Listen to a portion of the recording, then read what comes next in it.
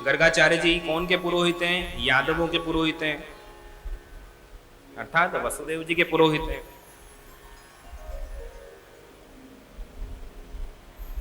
अब वसुदेव जी विचार करने लगे कि गोकुल में जाकर गर्गाचार्य जी हमारे पुत्रों का नामकरण संस्कार तो कर आवे तो ये बहुत अच्छा रहेगा, प्राकट्य हो गया, नामकरण कर दें। लेकिन साथ ही यह भय भी था कि कंस को यह समाचार नहीं मिल जाए। तो वसुदेव जी ने गर्ग जी से कहा कि आप गोकुल में जाकर हमारे बालकों का नामकरण संस्कार करिए, और कैसे करिए? गुप्त रीति से करिए, प्रकट रीति से मत करिए।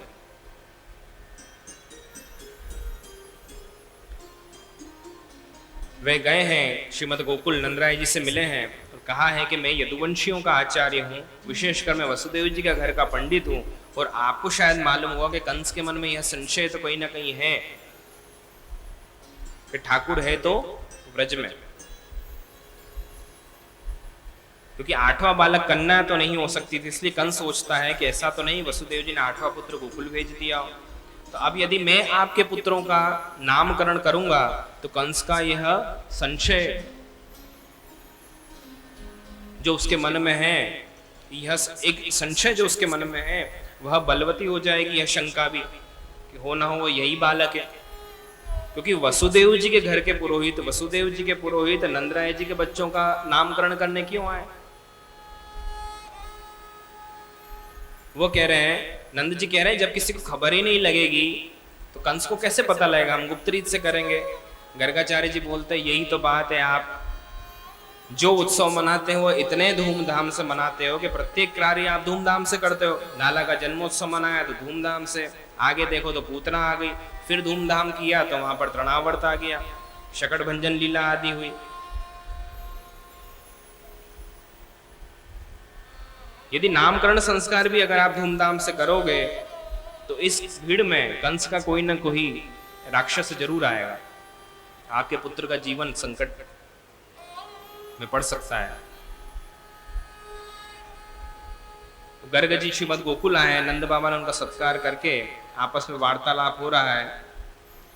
ठाकुर जी का नामकरण संस्कार कहाँ हुआ? कोई बहुत धूमधाम से बड़े कोई बगीचे आदि में नहीं हुआ, नंद भवन में नहीं, गायों की जो खिड़क होती है ना, गौशाला, वहां पर संस्कार किया नामकरण। अब वहां पर यशोदा जी ने रोहिणी जी से कहा चलो हम भी परीक्षा लेते हैं।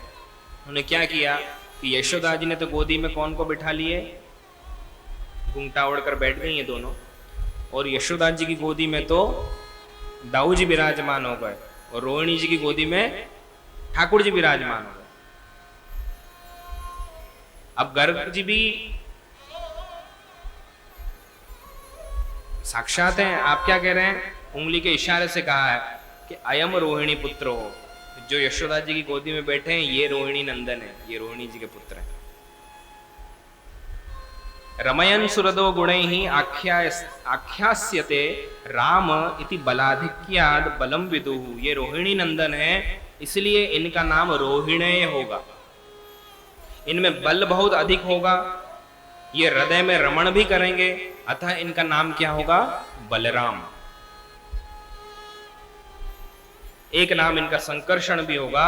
और तुम्हारा यह जो दूसरा पुत्र है यह हर युग में अलग अलग रूप रंग लेकर उत्पन्न हुआ है।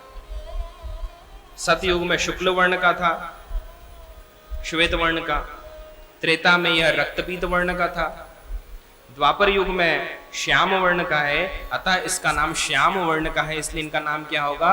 कृष्ण। और एक कृष्ण शब्द की व्याख्या आज हमने प्रारंभ में ही श्रवण की कि कृष्ण कौन है? जहां सदैव आनंद की सत्ता विराजमान रहती है, जहां पर कभी भी न्यून नहीं होता, घटता बढ़ता नहीं, ये सदैव आनंद ही आनंद विराजमान है जिनके यहाँ, वह श्री कृष्ण।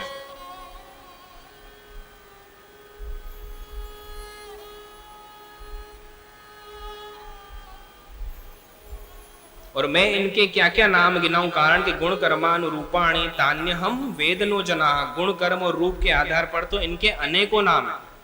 कौन कौन से नामों का मैं उच्चारण करूंगा? कोई साधारण व्यक्ति भले इन्हें नहीं जानता हूं, लेकिन मैं तो इन्हें जानता हूं। यह कौन है? कौन ने आपके यहां पर प्राकट्य लिया है? ऐसा कहते हुए गर्गाचार्य जी ने ठाकुर जी के सहस्त्रों नामों का वर्णन करना प्रारंभ कर दिया, उच्चारण प्रारंभ कर दिया। बहुत बड़े बड़े लंबे लंबे सुंदर सुंदर नाम गर्ग जी कह रहे हैं।